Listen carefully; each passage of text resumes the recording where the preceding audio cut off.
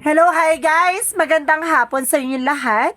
This is Jim from Masagari Channel, a faith healer, also mata reader. So ngayong hapon, natatigyan natin ang nagsasabihin sa iyo ng ating mga gabay. This is a weekly gabay for the month of September 23 hanggang September 30 for the sign of Gemini. So, Gemini, welcome to my channel. Ano kaya ang messages, advices, and spirit guides ang ating masasaga for today's video? Kanino naman kayang energy or kaganapan sa buhay ng mga Gemini ang ating masasaga at ating maahagilap? So, guys, this reading is a reading lamang, hindi lahat makaka-resonate. Kunin lamang po makaka-relate sa inyo and comment down below kung kaninong energy ang ating nasagap. And of course, don't forget to like and subscribe my channel and hit notification bell for more videos updates. Sa mga hindi pa po nakakapag-subscribe sa aking channel, please click nyo na pa ang subscribe button dyan sa baba for all bell para updated kayo sa mga videos na i-upload natin every time in every moment. So guys, kumapit-kapit ka dahil ito na mensahe sa'yo ng ating mga gabay. Angel Spirit Messages para sa ating mga kapatid na Gemini. Bigyan mo ako ng isang pasabog at bulabog na mensahe. There's an Eight of Cups, no? Letting go, walking away. Pero kailangan mo namang mag-move on, no? And of course, sinasabi na 10 of Pentacles, there's a long-term success and long-term investment. Or something na pang-matagalan, no? Or long-term relationship. Or there's an inheritance, or may mana, no? Or may something na may makukuha ka sa mga yumaon yung mahal sa buhay. Or suddenly, kung may mahal ka, kung may asawa kang nasyegi, no? Or meron kang mga kamag-anak na makukuha na mana. Diba?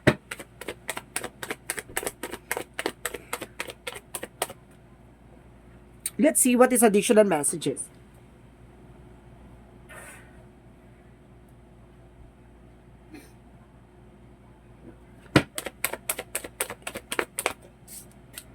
And of course, there's a Six of Wands. There's a victory and success dito, ha?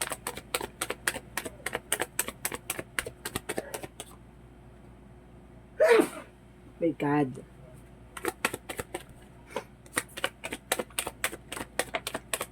And of course, there is an Ace of Pentacles. There's a big money coming in for you. Ayan, Ace of Pentacles. So, magkakaroon ka talaga ng finances dito, no? Kumbaga, makakakuha ka ng pera or makakakuha ka ng big amount, no? Magdadala sa'yo ng victory and success to. At the same time, there's a King of Cups. There's a devoted and supportive person, no? May taong sumusuporta sa'yo dito. At the same time, there's a Star card. There's a wish fulfillment, no? Magkakaroon ka ng katuparan sa mga pangarap mo. Mukhang jackpot ka for today's video, ha? So, what is the Eight of Cups? There's a Four of Cups. Ibig sabihin dito, kailangan mong i-let go, no? Yung mga bad habits mo about sa finances, no? Kailangan mo protection at kailangan mo magkaroon ng budget. So, what is the Ten of Pentacles? And of course, there's a Three of Swords in reverse. Ibig sabihin, makaka-recover ka na. Magkakaroon ka ng long-term success and long-term investment in long-term relationship dito. Kumbaga, mayroon ka dito pang matagalang finances or resource of income. At the same time, there's a Six of Wands. And of course, there's a Ten of Cups. There's an happiness, no? Magkakaroon ka ng masayang pamilya dito, no? Magkakaroon ka ng victory dito. And of course, public recognitions and achievements, no? At the same time, what is the Ace of Pentacles? And of course, there's a Six of Cups. There's a person na magbibigay sa iyo ng information para makuha mo tong finances or material offer na to. Or some of you, there's a past person or there's an information or kamag-anak or kumbaga, or sinasabi dito, magkakaroon ka rin daw ng healing. Healing about sa finances, no? Taray. So, what is the King of Cups? And of course, there's a Hangman in reverse. Ibig sabihin dito, guys, there's a delays or there's an information na sinasabi sa'yo dito na, mag-antay ka, no? Kasi, kumbaga, kailangan mong kumalma dito kasi delay eh. May mga bagay na di-delay dito. Sinasabi sa'yo dito, may sumusuporta naman sa at the same time. May mga bagay na hindi pa napapanahon pero may support by angels or support by universe, no? So, what is the Star card? At the same time, there's an high priestess. There is an intuition or there is an unexpected moment or there's a mystery behind, no? May mga bagay na biglaan or miracle, diba? Kumbaga biglang himala na mangyari to ganito and there's a faith, no? Kumbaga tinitingnan ang pananampalataya mo by divine, there's a divine feminine dito at the same time. Listen to your inner voice. So what is the Ace of Cups and of course the Four of Pentacles? And of course, there's a Six of Pentacles. Magtutuloy-tuloy daw about sa finances, no? Ano yung sinasabi ng be wise, no? Kailangan maging wise ka na kung paano ka umawak ng pera. So, what is the Ten of Pentacles? And of course, the Three of Swords in reverse. So, and of course, there's a Magician. No? Naka-recover ka na about sa finances. At the same time, there's a Magician for manifestation. May mga bagay na maisa sa katuparan mo na. At may mga bagay na magagawa mo na. And there's a willpower. So what is the Six of Wands and of course the Ten of Cups? There's the Moon card. There's truth reveal, no, and revelations. No, there's an confusion some of you. Parang maraming opportunities na parang naguguluhan ka kung ano pipiliin mo ganito. Pero there's a victory, no? And of course there's an happiness. No, maraming nakatagong eksena ng mga bagay na hindi mo pa nakikita. So what is the Ace of Pentacles and of course the Six of Cups? And of course, there's an Ace of Swords. There's a breakthrough. Ibig sabihin dito, you are on the spotlight. And of course, there's a truth and new insight, no? Mga panibagong eksena, panibagong ideas, bagong opportunities na magdadala sa iyo sa success. So, what is the King of Cups and of course, the Hangman? And of course, sinasabi dito by the Hierophant, lesson learned, no?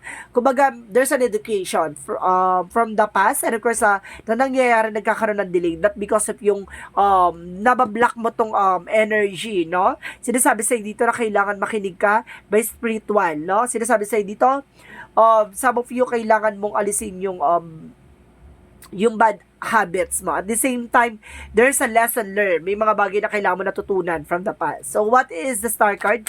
And the Chariot, the High Priestess, sorry. With the High Priestess, there's a Eight of Pentacles, at the same time, there's a Three of Wands, no? Ibig sabihin dito about sa trabaho, negosyo, hanap buhay mo, kumbaga you're being dedicated. Sinasabi sa'yo dito na mayroon ng progress. At the same time, waiting for a result or waiting for a shift. And there's a growth and expansion, no? Magkakaroon ka ng bigla ang pagluwag-luwag, diba? Kumbaga makakaluwag-luwag ka na at makakabangon ka na. And of course, sinasabi sa'yo dito ng antayin mo lang. So, huwag ka magmadala. So, let's see what is the outcome. Ang pinaka-outcome dito is the Two of Wands. There's a choices, no? Future planning. And of course, there's Emperor, there's a maturity, no? Kailangan maging mature ka dito, kailangan tinitingnan mo na yung bigger future of yourself. At the same time, there's a Nine of Cups, there's a wish fulfillment, no? Kailangan tinitingnan mo na yung pangarap mo, yung 5 years and 10 years from now, kung nasaan ka na sa situation, kung ano na napundar mo, ano na naipon mo, nasaan ka na, at nandun ka pa rin ba sa work na yun or kailangan na may negosyo ka na ba? Kung magaganon, dapat tinitingnan mo na yung magiging future mo, no? And of course, there's a Seven of Pentacles, power of the deck. There's a harvest time, no? So, let's see what is the Love Oracle card. So, what is the Love Oracle card? And of course, there's a cassette, no? Sinasabi sa'yo dito na wag mo nang ulitin yung mga nangyari from the past. At the same time, there's a soulmate. So, some of you, there's a soul contract. Kumbaga, may soulmate connection dito na sinasabi sa inyo, there's a partnership. At the same time, there's a kisses, no? Unconditional loving, no? Kumbaga, mayroon kang talagang mahal na mahal and falling in love. Taray! So, let's see what is, okay, what is the Yin and Yang Oracle card? So, ibig sabihin, matuto ka na dito kasi may taong nagmamahal sa'yo na devoted and supportive person, no? Matuto ka na sa nakaraan mo, sa mga nangyari sa'yo from the past. So, what is the Love Oracle card? And of course, there's a decision. Kailangan mo na mag-decision. And of course, there's a shadow side. Yung, yun nga, yung mga negative thoughts or negative ways or negative, kumbaga, yung routine, yung mga ginagawa mong hindi healthy. So, let's see what is additional messages. At the same time, sinasabi dito, there's a past lack and suffering. No? Marami kang naranasan from the past. At sinasabi sa'yo dito na sana natutunan mo yung nangyari na yan para hindi na mangyari sa kasalukuyan. No? So, let's see what is Angel's messages. So, Angel's messages. Get my information. Pero kung sinasabi sa'yo dito, there's a children. Some of you kumbaga may tinutulungan ka mga kapatid mo, mga kamag-anak mo, or may mga kapatid ka, mga pamangkin mo, tinutulungan mo, or may anak ka. And because there's a sensitivity. Kailangan sensitive ka sa lahat ng bagay, no? Yung mga bagay na ginagawa mo. At the same time, what is Arcangel Raphael messages? What is Arcangel Raphael messages? There's an inner authority, no? Kumbaga, sinasabi sa'yo dito ng, listen to your intuition. Sundin mo kung ano yung nararamdaman mo, kung ano yung nakikita mo, no? Kumbaga, may kakayanan ka at may karapatan kang, gawin mo yung mga bagay na binibigyan ka ni Arcangel ng Raphael ng authority, no? So, let's see what is additional messages. Yung authority is the power, no? So, let's see what is additional messages. At the same time, there's a death card. There's an ending and a new beginning, no? May transformation magaganap sa buhay mo. Additional messages, there's a judgment, no? Kumbaga, wag mong husgahan yung mga bagay na nangyari sa'yo kasi may mga uniqueness, no? Or may mga iba-iba tayong challenges na nangyayari. Pagpagandahan na lang ng pagdala, 'di ba? So, what is the Monsology? So, what is the Monsology? Take time to breathe out. Ibig sabihin dito, kailangan, bigyan mo ng oras yung sarili mong huminga, no? Bigyan mo ng oras yung sarili mo makapag-isip. Additional messages, your dreams need a practical plan. Diba? I told you, kailangan mo maging practical. Alisin mo na yung bad habits, bad routine, bad cycles, or bad sistema. So, additional messages. And of course, there's an expect the powerful change, no? Kailangan expect mo yung mga pagbabagong mangyayari sa buhay mo. So, what is additional messages? And of course, there is a spiritual activation. So, tumatalas na yung kakayanan mo. Tumatalas na yung kaalaman mo pagdating sa spirituality. Now, what is additional messages? And of course, there is a self-inventory, no? Kailangan mong pahalagaan yung sarili mo at kailangan mo mag-invest sa sarili mo. And of course, there's a healing for mother figure. So, some of you, kumbaga may kagalingan dito sa lahat ng mga karamdaman, no? Sa sakit ng nakaraan, sa pagdating sa finances, sa dating sa relasyon, pagdating sa nararamdaman mo, no? Kumbaga sinasabi siya dito na may kagalingan ka. So, what is the chakra? And of course, there's a passion, no? Kung ano yung gusto mo, kung ano yung, kung ano talaga yung desires mo, no? Kung ano yung talaga yung gusto mong gawin sa buhay mo, gawin mo. And of course, there's a workaholic, no? Pagdating mo sa trabaho, talagang porsigido and dedication ka, no? So, what is the energy? What is the energy? Angel spirit guides.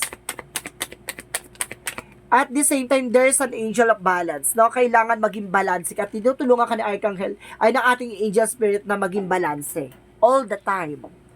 So, let's see what is the romance angels. And of course, sinasabi dito, there's a stay optimistic about your love life. No? Maging positive ka lagi pagdating sa relasyon. Huwag ka nag-iisip ng nega. No? Huwag kang tamang hinala. Or some of you, yung mga cross-watcher dyan, baka yung pino-cross-watcher yung jowa, yung Gemini, no? Sinasabi sa inyo na huwag kayong tamang hinala. So, let's see what is Archangel Michael messages. And of course, your children are watched over by angel. Ibig sabihin dito, ginagabayan daw yung mga anak nyo, yung mga supling or mga kapatid nyo, no? And of course, take your time making decision, no? Kailangan mo ng oras para magpag-desisyon sa mga bagay-bagay. Huwag mong pabigla-bigla sa pagdidesisyon, pag-iisipan mo muna. So, what is the Jesus loving quotes? And of course, sinasabi dito, I will not leave you comfortless, I will come to you, no? Hindi ka iiwan ni God ng luhaan at hindi ka niya iiwan ng, nandun sa kalugmukan, magbibigay siya ng impormasyon or magbibigay siya ng instrumento para tulungan ka. 'Di ba? May kasabihan, God will provide. So, let's see what is the angel's number. So, what is the angel's number? Angel spirit guides. Oh my goodness.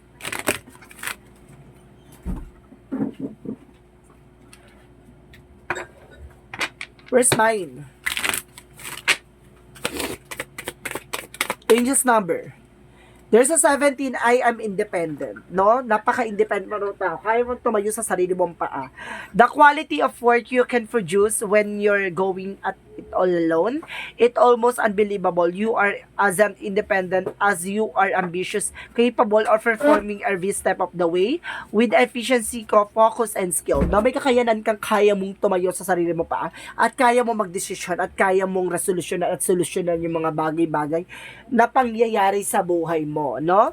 Pero may mga bagay na hindi natin magagawa na mag-isa. Kailangan pa rin natin ng katuwang at tulong, no, ng isa't isa. So, let's see what is additional messages for messages of life.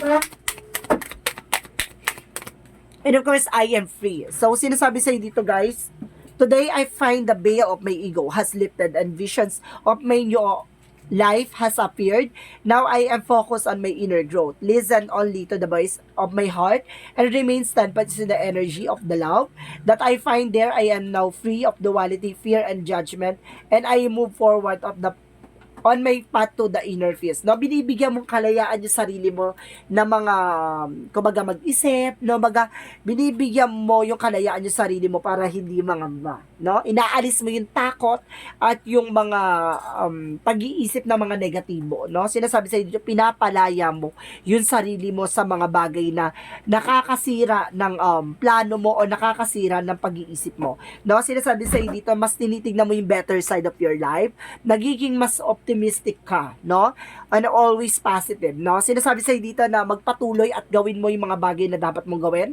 And the near future, makukuha mo ang kagalingan at tagumpay na inaasam-asam. So guys, this reading is general reading lamang, hindi lahat makaka-resonate. Kung nila makaka-relate sa inyo, comment down below kung kaninong energy ang ating nasagap. This is a weekly gabay for the month of September 23 hanggang September 30 for the sign of Gemini. This reading is a general reading lamang.